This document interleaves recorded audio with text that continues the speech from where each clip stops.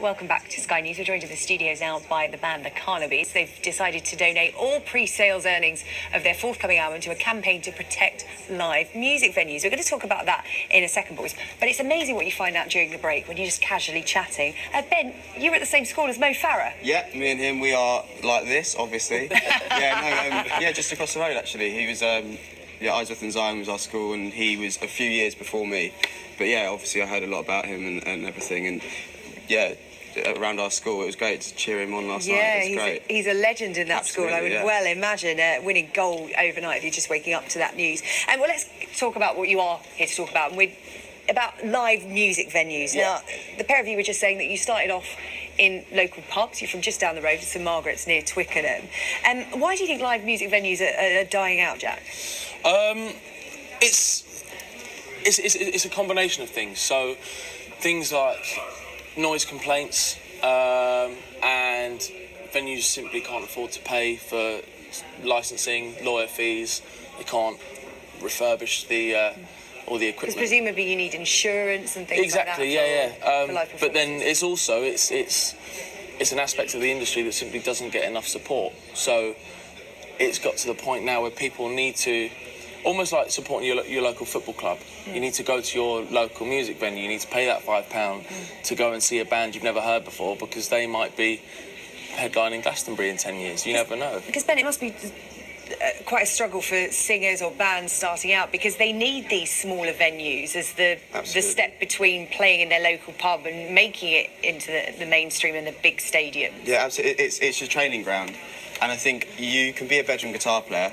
You know, like our story, I was a bedroom guitar player, met the boys, and that process started. But without the venues there for you to go to and play in, you never learn your craft. You have to learn your craft, learn what it's all about, understand what it means to be in front of a venue, in front of an audience, and to interact with them and to put on a show.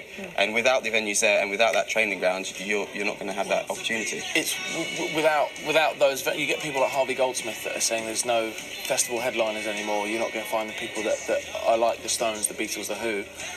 But when you think about it, those classic headlining acts, they did the grassroots venues. They played for years. Exactly. They weren't overnight successes. Exactly. So without grassroots venues, of course, you're not going to have festival headliners anymore.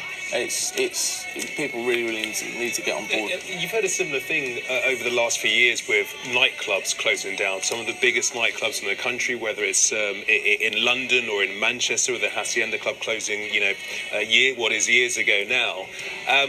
Is there a real danger that this is going to happen to live music venues, that we're going to see potentially the death of these venues? We talk about the death of the local pub, don't we, and of nightclubs. Yeah, it's happening. In the last 8 years, a third of the UK's music venues have closed down and haven't been replaced.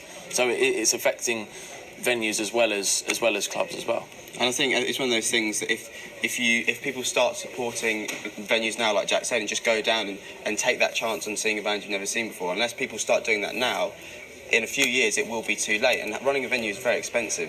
You know, it costs a lot of money, and for the competition at the moment in entertainment and what people can do, you know, it's a real struggle for venues to stay up there. So we need to start supporting it now, otherwise it will die out. So you're donating the proceeds of your album, Too Much, Never Enough, by the Carnabys, to the Music Venue Trust. Now, what do they do? How do they help the venues stay open? So what the money we're accumulating through the pre-orders, what that's going to go towards is refurbishment and legal support for venues. It's to help keep UK venues alive and thriving. So venues can apply to the trust essentially for a bit of financial help. Yeah. Absolutely. And I think the good thing about the trust is that they are experts on this subject. You know, it's enough for us getting money and going, oh, you can have this venue to help you out. They know where the money needs to go and what the money needs to be spent on, which is why we want to support them, because they're the experts. And we need to supporting those guys. It's a mindset thing as well, engaging the community and getting them to celebrate the fact that these are, young people, up-and-coming people who could be the next Beatles. Yeah, you want to be able to say you saw them first. Absolutely, as opposed to saying the noise is way too loud. Yeah, as opposed to saying the noise is way too loud, you guys got to close shop at 9 o'clock. Yeah, but that's another thing the Music Venue Trust have done as well, is they've actually had a law passed where say you move in next to a music venue and for whatever reason you don't like the noise that's coming from the venue, you can complain, but it's not going to affect the venue. It's down to the local council to provide soundproofing.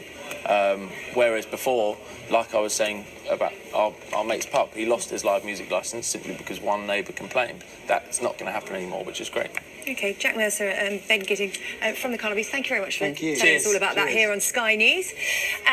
Well, overnight in Rio, if you're just waking up, if you're in your Sunday morning haze, we've got more good news for you, more medals. Charlie has all the details.